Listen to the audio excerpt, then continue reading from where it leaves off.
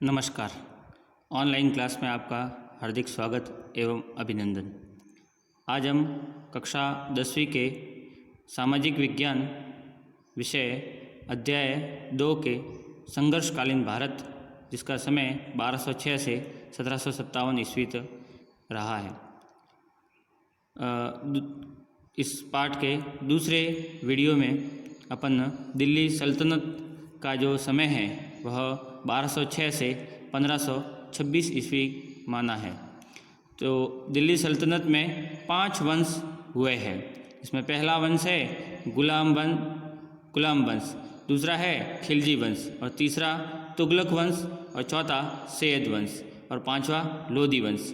आज हम इस वीडियो में इन्हीं पांचों के बारे में पढ़ेंगे। तो पहला अपन ने गुलाम वंश के बारे में पहले वीडियो में अपन ने अध्ययन कर रखा है, और आज हम खिलजी वंश के बारे में अध्ययन करेंगे। पहले गुलाम वंश की कुछ बातें अपन चर्चा कर लेते हैं। इसमें गुलाम वंश को ममलुक वंश भी कहा जाता है।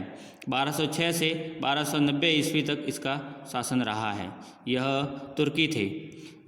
इनके जो संस्थापक है वह कुतुबुद्दीन ऐबक है।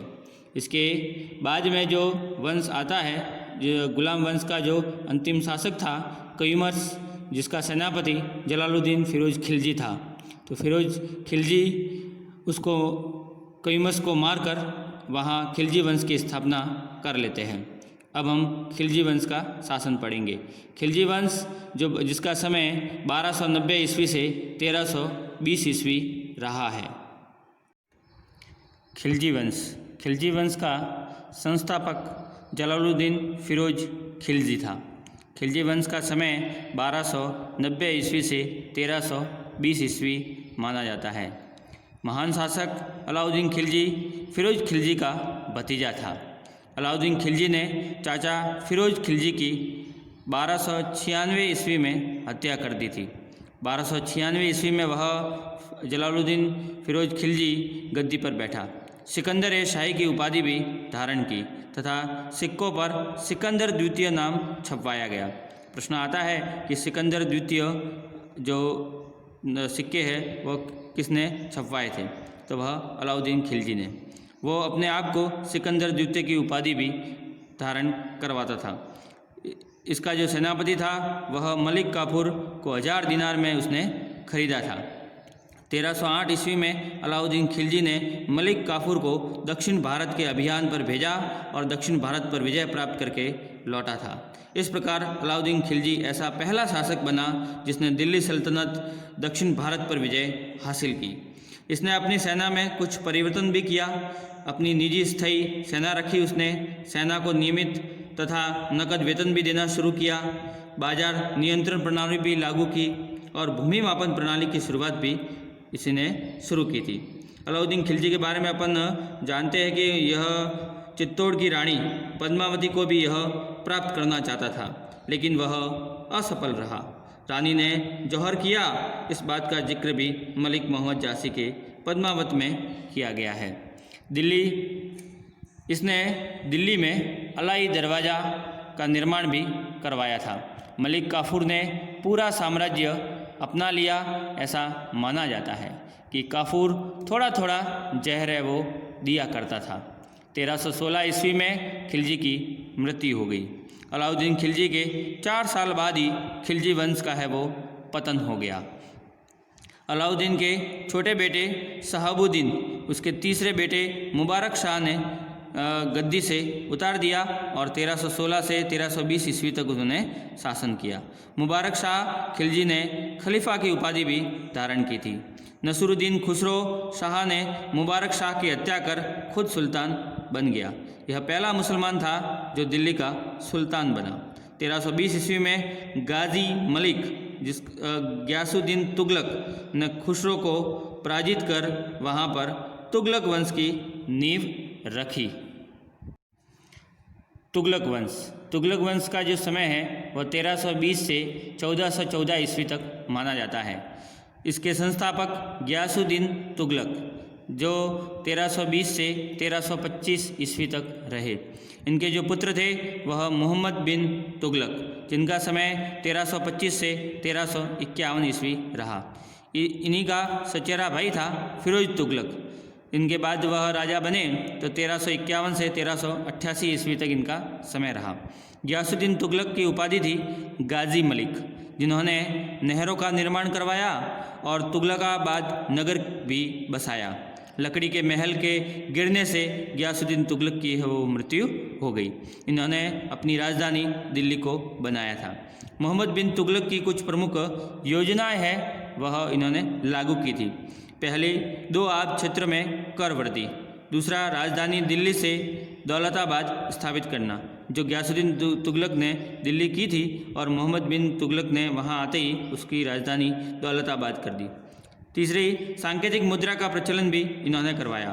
चौथा, खुरासान एवं कराची अभियान भी चलाया। यह शिक्षित, विद्वान और योग्य व्यक्ति था, लेकिन लोग इसे पागल और रक्त पिपासु भी कहते थे। इब्न बतूता जो पुस्तक है वो 1333 में रेहला था। फिरोज तुगलक, इसके बाद में जो शासक आया वह फिरोज तुगलक, जो फिरोज शाह तुगलक ब्राह्मणों पर जजिया कर लगाने वाला पहला मुस्लिम शासक था। इसने सिंचाई कर भी लगाया था। इसने दीवान खैरात व दीवान बंदगान नामक 2 विभागों की स्थापना भी की। अनाथ मुस्लिम महिलाओं और लड़कियों के लिए यह था। दासों की देखभाल के लिए भी यह विभाग बनाया गया। इसके शासनकाल में ही सबसे अधिक दासों की संख्या थी। ऐसा माना जाता है कि लगभग 1,80,000 इनके दासों की संख्या थी। इसने दिल्ली में कोटला फिरोज शाह दुर्ग की भी स्थापना की। 1388 ईस्वी में फिरोज शाह तुगलक की मृत्यु हो गई। मृत्यु के बाद तुगलक वंश का पतन शुरू हुआ। अंतिम तुगलक वंश का शासक हुआ नासिरुद्दीन मोहम्मद था। 1396 ईस्वी में दिल्ली पर तैमूर लंग ने आक्रमण किया था और इसी के बाद में सैयद वंश प्रारंभ होता है, जो 1414 से 1451 ईस्वी तक रहा है। इसके संस्थापक खिज्र खां थे। यह तैमूर लंग का सेनापति था। मुल्तान, लाहौर और दीपालपुर का शासक नियुक्त था। उसका पुत्र मुबारक शाह, जिसने शाह की उपाधि धारण की थी। इसके शासनकाल में ही याहिया बिन अहमद सरहिंद नाम का कवि भी रहता था। यह इसके बाद में वंश आता है लोदी वंश, जो दिल्ली सल्तनत का अंतिम वंश है, जो 1451 से 1526 तक रहा। संस्थापक इसके बहलोल लोदी हुए। अफ़गानी राज्य की स्थापना इन्होंने की। यह अपने सरदारों की बहुत इज्जत करता था। सरदारों को मकसद अली कहकर पुकारता था। इसने बहलोल नामक सिक्के भी चलवाए थे। 17 जुलाई 1489 ईस्वी को पुत्र निजाम खां सुल्तान सिकंदर शाह की उपाधि से दिल्ली के सिंहासन पर बैठा और यही बाद में सिकंदर लोदी के नाम से जाना गया। इसने 1504 में आगरा शहर की स्थापना भी की थी। अच्छा प्रश्न बनता है कि आगरा शहर की स्थापना 1504 में किसने की, तो वह की थी बहलोल लोदी ने। गज सिकंदरी की उपाधि भी इन्होंने धारण की थी। इसने मुस्लिम महिलाओं को ताजिए में जाने से प्रतिबंध भी लगा दिया था। 1517 ईस्वी में गले की बीमारी के कारण इनकी मृत्यु हो गई। इसका पुत्र हुआ इब्राहिम लोदी, जो 1517 ईस्वी जो 1526 तक आगरा पर राज इन्होंने किया।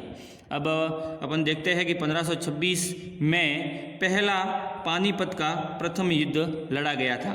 21 अप्रैल 1526 को यह युद्ध लड़ा गया था, जिसमें यह इब्राहिम लोदी और बाबर के मध्य यह युद्ध लड़ा गया था, जिसमें इब्राहिम लोदी बुरी तरह से परास्त हो गया और 1526 के पश्चात ही वहाँ पर मुग़ल शासक की स्थापना हुई और उसके बाद में अपन मुग़ल शासक पढ़ेंगे।